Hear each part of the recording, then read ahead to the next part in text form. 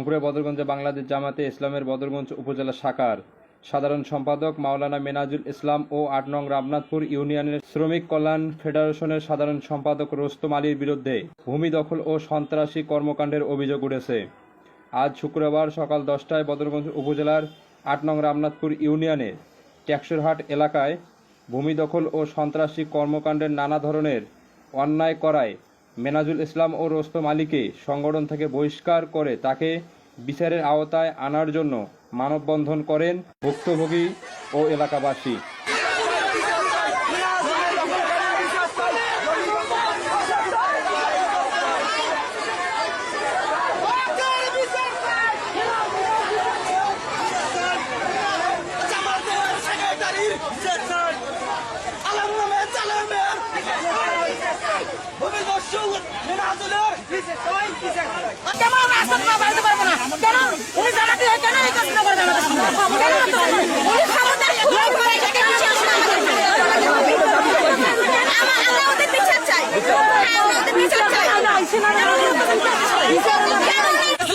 উনি ২-৩ দিন আমাদের এই বিচারটা মীমাংসা করে দেওয়ার জন্য স্থানীয়ভাবে চেষ্টা করছেন, কিন্তু উনি মানে দাম্ভিকতার সহিত বলছে যে আমি হলাম উপজেলা সেক্রেটারি, আমি কেন ইউনিয়ন আমিরের কাছে যাব, আমার কাছে ইউনিয়ন আমির আসবে।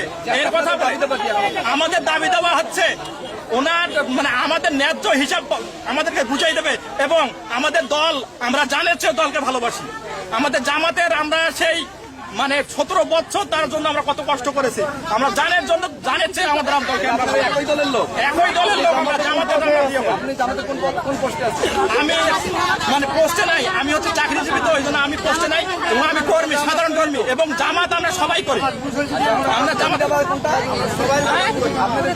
আমাদের দাবি দেওয়া একটাই, আমাদের ন্যায্য হিসাব বুঝে দিয়ে ওনারা হচ্ছে সেক্রেটারি পদ থেকে বা মানে বহিষ্কৃত করে দলকে মানে দল একটা আমাদের দল হলো নিষ্ঠা এবং ন্যায় নিষ্ঠার প্রতীক। সেই ন্যায় নিষ্ঠার জন্য দলের এখন উচিত হবে ওনার মতো দুষ্কৃতিকারী ভূমিদস্যু এনাকে আমরা অবিলম্বে এবং মিথ্যা মামলা আমাদের নামে দিছে। এই জন্য আমাদের দাবি একটাই, ওনাকে দল থেকে বহিষ্কার করে দলের ইমেজ যে ন্যায় নিষ্ঠার প্রতীক আমাদের জামাতে ইসলাম, এই দলের জন্য মানে তার ক্ষয়ক্ষতি না হয় আমরা প্রাণের চেয়ে আমাদের দলকে আমরা ভালোবাসি।